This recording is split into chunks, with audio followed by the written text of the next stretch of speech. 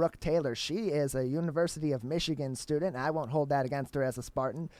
She's also a West Bloomfield High School graduate and one of the co-organizers for Drive Through for Justice, which will be happening at West Bloomfield High School this week. Brooke, welcome to the program. Hi, thank you for having me. Thank you for being on with us. How are you? How is your family? How have you been doing during the pandemic? It's been crazy, but I'm doing well. My family's good, and we're making it. That's good to hear. So you're a student at U of M. So just to start off on that, how did your learning experience, especially adjusting to the college life going into your first year at U of M, change with the pandemic? Well, I'm a dance major at the University of Michigan, so I have taken so many technique classes and I've just been rehearsing with my peers, and it's a lot of contact. We even have classes entitled Contact Improvisation. So when COVID happened, it was like we have performances. We didn't even get to perform yet for the community. We were going to perform in a hospital, we were going to perform at elementary schools, and it all just stopped. So all of our hard work and just learning dances stopped, and we had to go home, and it's just been no dancing, not seeing my friends, and it's been really hard. We've talked to a lot. And we've talked to a lot of high school teachers and administrators in the local area. We've talked to our own Erica Jones on our team about her experiences at the University of Miami, at Miami, and it's been different for everybody. It's been tougher for some. It's been easier for others. It's been weird for a lot of people. Your thoughts on virtual learning? Has it been tougher than in-person learning, easier, or just different? Well, virtual learning is hard, especially when you're a dancer, because you don't get to be corrected when you're trying to dance. The music isn't always played at the same time. It's really hard because I'm so used to being in a huge classroom, really being motivated and inspired by my peers around me. And without having that and like dancing by myself with a screen, it's just really hard to adjust and learn the same way. And my love of dance, it's still there, but it's definitely different on virtually. Brooke Taylor with us on the Oakland County MegaCast, all across the Oakland County area on our family of TV and radio stations. So, keeping up with what's going on right now in terms of the pandemic, what you're seeing from throughout the country, throughout the state of Michigan, some spikes here and there. Do you believe that you'll be back on campus and back in class in the fall? Yes, Michigan just sent out an email saying that we will be back. And although dance might look a little different because we're all touching the bars, so we might be in a mask and some gloves, but we'll definitely be back in the fall. Well, that is good news, and we'll definitely keep up with that on our family of stations here on the show going forward, with Michigan planning to be back on campus in the fall. So, Brooke, you're also one of the co-organizers of a local event coming up tomorrow at West Bloomfield High School called Drive Through for Justice. Tell us a little bit about what that program is going to be all about. Yes, so I was inspired to create Drive In for Justice after attending a drive in for a church service, and it was just so inspiring and motivating hearing all the cars honk in unison. And I was like, I can do this in a different aspect if I do it in reference to Black Lives Matter. I remember seeing the video of George Floyd. The first time I saw it, I just sat in my bed and my whole body was paralyzed, and I was shocked and I was crying.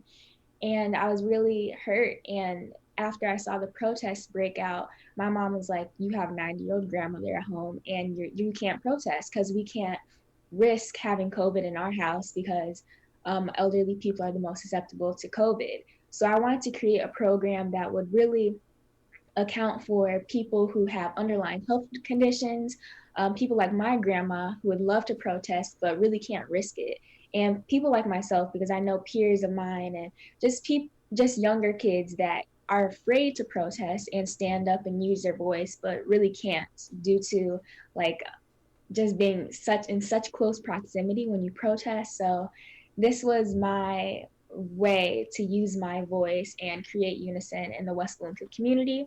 It's a safe event. You just drive in and honk your car for applause, and it's going to be great, I think. Brooke Taylor with us, one of the organizers for Drive Through for Justice on our family of TV and radio stations. Brooke, what's so great about this is you're young, but you're being innovative and still addressing a concern and a passion that's so close to so many people. How exactly is this going to work, and how can people get involved? Well, you can tune in because CCTV has been so really great to just help us with these events. So there'll be radio streaming it and video streaming it. So I'm so blessed to have them be a part of it. But the event is tomorrow. It starts at parking starts at 6, and the event will start at 6:30. All you have to do is come, find a parking spot, and you'll be directed to look directly at the stage. And there's going to be a variety of things, including a history synopsis. You're going to hear from a police officer, you'll see performances, and you can also donate to the Equal Justice Initiative through our Cash App or our Venmo, and it's the $ Drive In for Justice. And Equal Justice Initiative is an organization that is so dedicated to helping people who are most vulnerable in American society, whether it's to racial injustice, economic injustice, or mass incarceration. So what do you hope is the result of this event in the community? What do you hope that the people of West Bloomfield and the surrounding areas that attend this event, that listen to this event and watch this event on our stations on 89.3 FM and on Civic Center TV, what message do you hope that they receive from this, and what action maybe do you hope that they take afterward to continue the learning forward? Really, I want this event to just let people realize that the West Bloomfield community, like, we can create change by just coming together and being united. So what I really hope that I at least touch one person, whether that's a change in mindset. And I want the police officer will talk about police reform and what's being done in the West Bloomfield community, because although we may have not seen as many deaths here, it's still happening. And we too can show our support and our fight for Black Lives Matter. So, what would you say to any other person that is out there, young or old, that may come up with a thought of doing something like this, but getting it from that ideal stage into actually happening stage probably took a lot of work for you to do it and then to actually see it happen? What were those steps, and what advice would you give to other people? Well, I remember after attending the church service, there was just I just kept thinking about it and I couldn't sleep at night. I was like having dreams about something. So the next day, I called my counselor, my former counselor, Miss Tompkins from West Bloomfield High School, and I said, I have a crazy vision, and you tell me what you think about it.